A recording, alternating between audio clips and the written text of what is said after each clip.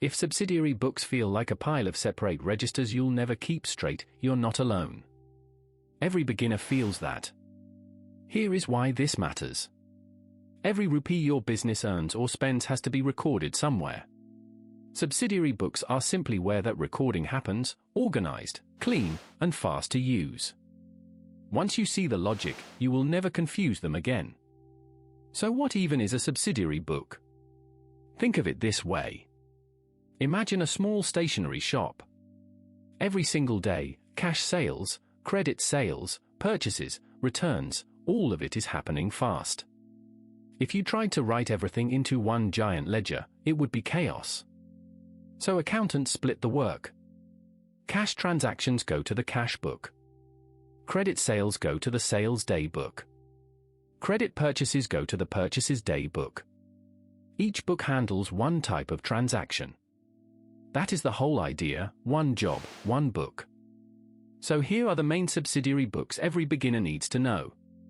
The cash book handles all cash and bank transactions. The sales day book records credit sales only, or not cash. The purchases day book records credit purchases.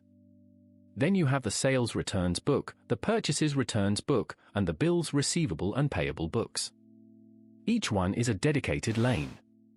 The cash book is the most important, we will go deep on that next. Now, the cash book. This is the one you will use most. The cash book is special because it acts as both a book of original entry and a ledger at the same time.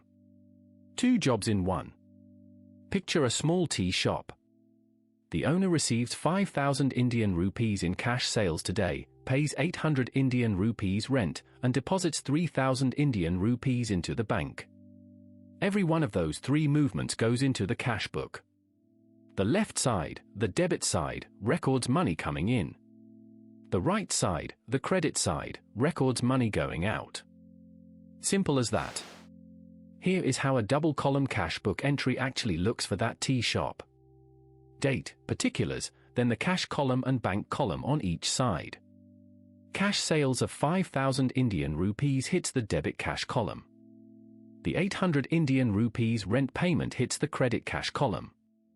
The 3,000 Indian rupees bank deposit shows as a credit in cash and a debit in bank, that is called a contra entry, marked with a C. Notice something? Every transaction touches two sides. That is the same double entry logic you will see everywhere in accounting. Here is the question everyone asks, what is the difference between the cash book and the other subsidiary books?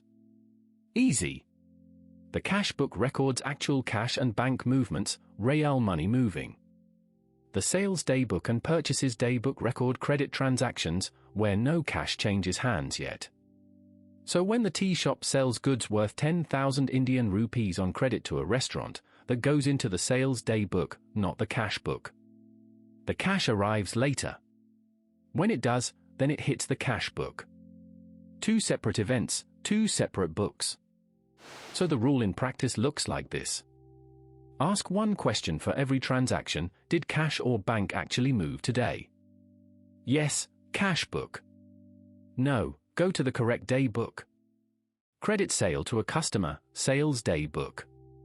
Credit purchase from supplier, purchases day book.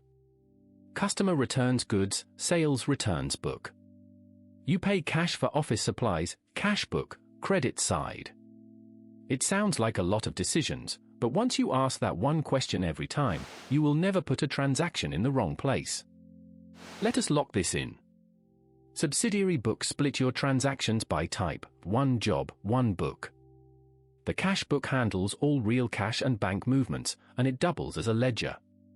The sales and purchases day books handle credit transactions, where cash comes later.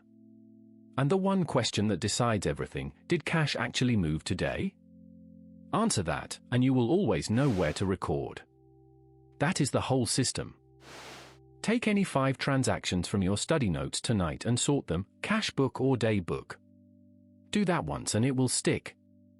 Best wishes for your accounting journey. Next up, how the sales day book connects to the debtor ledger, and why that link matters more than you think.